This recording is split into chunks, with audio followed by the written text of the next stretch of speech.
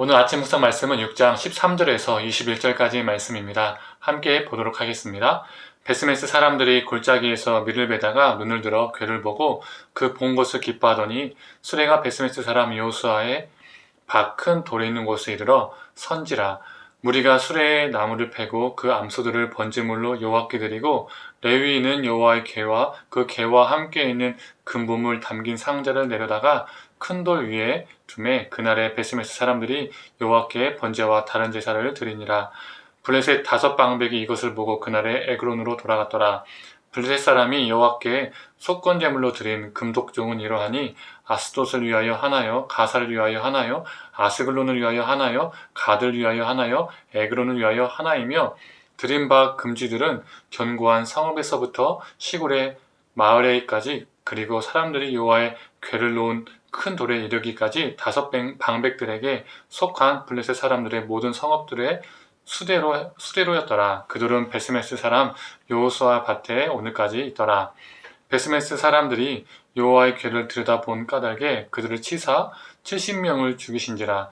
여호와께서 백성을 쳐서 크게 살육하셨으므로 백성이 슬피 울었더라.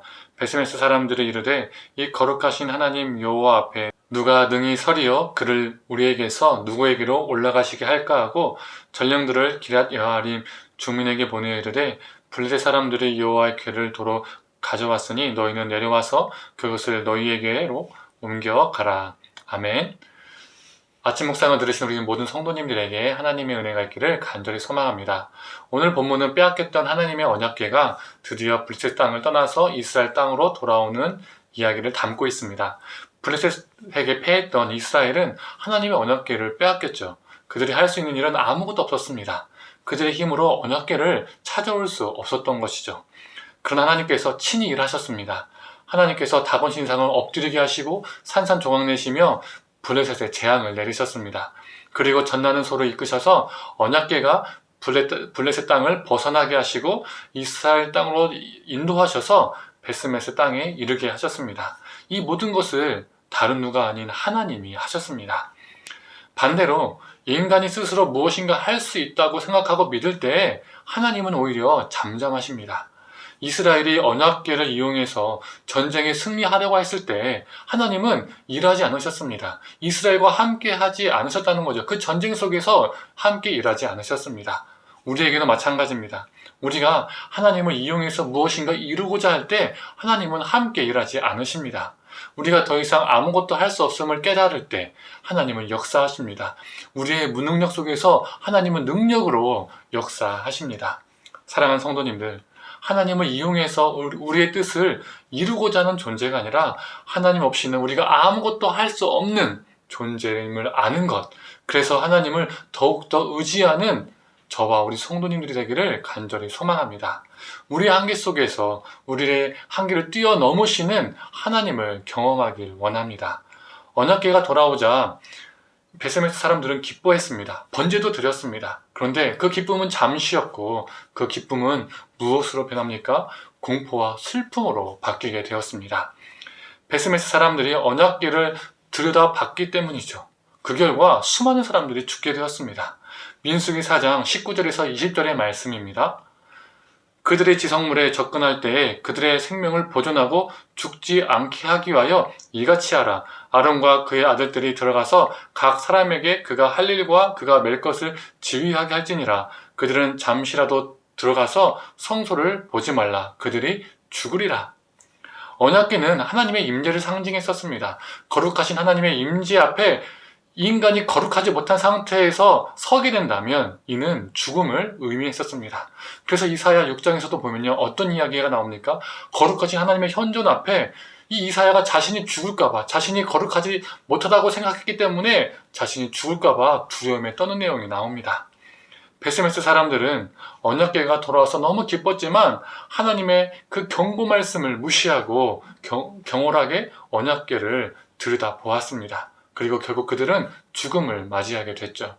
거룩하신 하나님과 인간이 만날 때에는 그 죽지 않는 방법은 그 당시에 딱 하나가 있었습니다. 그게 무엇입니까?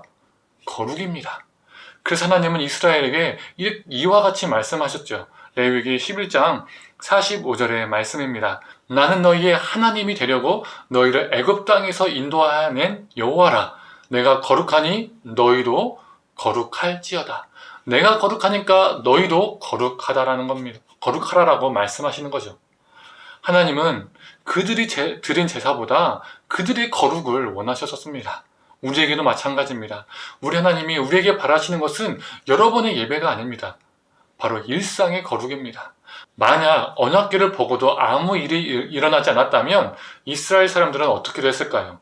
블레셋과의 전쟁 때처럼 이후로도 전쟁만 나면 계속 하나님의 말씀을 가지고 이용하려 했을 겁니다.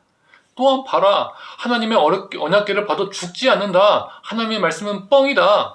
이렇게 말하며 하나님의 말씀을 더욱더 가볍게 여겼을 겁니다. 그러면 더 말씀을 가볍게 여기면 여길수록 그들은 어떻습니까? 자신의 힘으로 모든 것을 하려고 했을 겁니다. 오늘 본문에서 보여주신 하나님은 스스로 일하시고 주관하시는 하나님이십니다. 그리고 스스로 역사하시는 거룩하신 하나님이십니다. 사랑하는 성도님들, 이 거룩하신 하나님 없이는 우리가 아무것도 아님을 우리가 늘 깨달아 알고 이 하나님을 더욱더 의지하고 거룩한 삶을 살아가는 저와 우리 성도님 되기를 간절히 소망합니다. 오늘도 그렇게 거룩한 하나님을 의지하고 그 거룩한 하나님 앞에서 우리도 거룩하게 살아가는 귀한 복된 하루 되기를 간절히 소망합니다. 함께 기도하겠습니다. 하나님, 우리가 교만하고 우리가 하나님의 말씀을 이용하려 할 때에 하나님이 역사하지 않으시고 우리가 겸손하게 우리가 능력 없음을 우리가 낮아질 때에 우리 삶 속에서 하나님께서 거룩으로 역사하심을 보게 됩니다. 하나님, 거룩하신 하나님, 우리 삶 속에서 매 순간마다 우리가 어디에 있든지 역사하여 주시고 그 거룩하신 하나님 앞에 오늘 하루도 우리가 거룩하게 살아가게 하여 주시옵소서. 우리의 언어가, 우리의 행동이, 가족을 대함이, 이웃을 대함이, 또 동료를 대함이 정말 거룩할 수 있도록, 구별될 수 있도록 우리를 붙들어 주시옵소서. 모든 걸 감사드리며 사랑에 많으신 예수님의 이름으로 기도드립니다. 아멘.